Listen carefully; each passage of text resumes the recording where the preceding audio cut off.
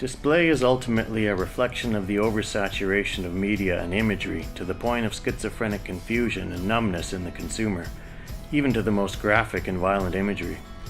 U2 hit on this almost apocalyptic theme with the Zoo TV tour in 1992 and 93, and they were way ahead of their time. Almost prophetic, as the statement has become much more relevant in the postmodern age of internet and social media than it was a quarter century ago. Similar to Orwell and more recently Idiocracy, the satirical portrayal of the bleak future has virtually become documentary.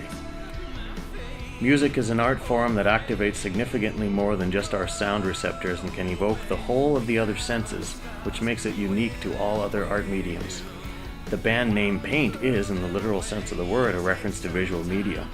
The collective result is a bona fide display that, in varying degrees of subtlety and bluntness, serves as an allegory of how inundated Western culture has become to the flicker and fast-moving of desensitizing media. Ultimately, this depersonalization translates into a loss of physical and figurative touch with tangible and primal human contact and emotion. Simultaneously, however, amidst the mechanical elements of culture and staging emerge four humans creating sound that underlies, empowers, narrates, and penetrates through the apparent impenetrability of the constructed exterior. It is precisely at this nexus where music becomes the key element to keeping us connected to our core humanity. Where's the band? Thanks. Our band? Yeah. Around. Devin was just here. Okay, let me go find her. She's ready for us. Okay, let me go find him. And here we see Devin, the elusive Devin in his natural habitat. On the street? On the street. They're ready for us. Oh. Mr. Janetta, we're ready for you.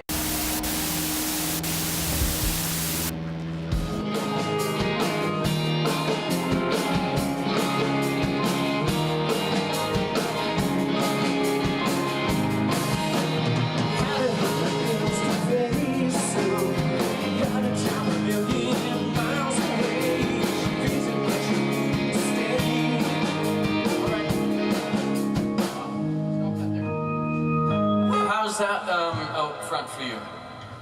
I can't hear myself at all. The live show and live performance for Paint is a very central part of our identity, and it seemed like it was the right time in our life and our career to capture that. And we conveniently had like practically 2 albums worth of new material that hadn't been recorded in the studio yet. Yeah, I'm good. Ready to go, Ryan? My vocal's really quiet. The monitors. Ready to go? When I moved to Toronto in 2009, that's when I met David Marskell, who had a radio show called The Indie Machine, and we joined forces and we started filming bands live in the air, and then we transitioned into filming them live in venues. So ultimately, this is the culmination of all of those years of work where I shot, close to 300 live videos, and this is ultimately the greatest form that style of my filmmaking could take. Yeah.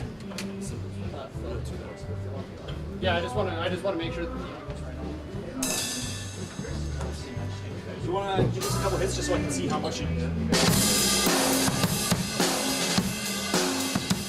I can't think of another more exciting moment than when the lights go down and the band first walks on stage. For me, that just excites me so much, and just everything is pumping all at once. It's like the universe is your oyster, and everything is possible. It's almost like sometimes the rest of the concert doesn't matter if the entrance is really great. Okay, you can go home now. I think interaction is always a great thing, in two ways. The band, I love to see bands interacting with each other, which I think is great. Whether it's a smile, whether it's a nod, whether it's, something. It's always great to see a band interact with each other. And also a band interacting with its audiences. And what, Robb's incredible at that, is engaging the audience, right? And when I see a band, I love to see that too. I love to see a band having a good time, It's nothing like seeing a band you really love and just everyone's like got their head down and just, are they enjoying it? I don't know. I want to see some kind of live projection or a visual component. It was always really fun for me with the Indie Machine shooting bands that had very active members, whether that was just a drummer who was overly dramatic. Sometimes you would have a bassist that was just crazy and would wear weird things. So like these are the things that I always look for in a live show. When I'm watching a concert film, what makes it really good for me is the crowd is engaged, the band is engaged, the sound is great, the lighting and the stage and everything set up is just all coming together into this one unique experience. I really want to hear, you know, the song that's being sung. I want to hear the instruments, so the levels, you know, all of that. But also the visual aspect.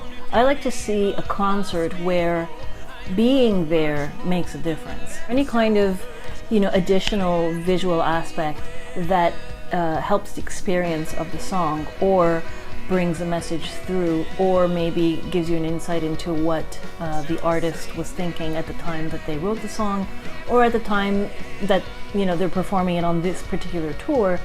You know, they'll have videos in the background that'll sort of make the audience see a different message. When Pink gets on stage, something just kind of clicks, you know, and even if leading up to the show, things have been a little rough in the studio, we always seem to get on stage and something just kind of magical happens, and we click and we're able to play these songs, and that's when Pain is at its strongest, is when we are on stage in front of a crowd, you know, loving what we do and loving the songs and just getting that emotion across, which doesn't always come through in a record. I just want to feel like I'm part of something greater when I'm at a show.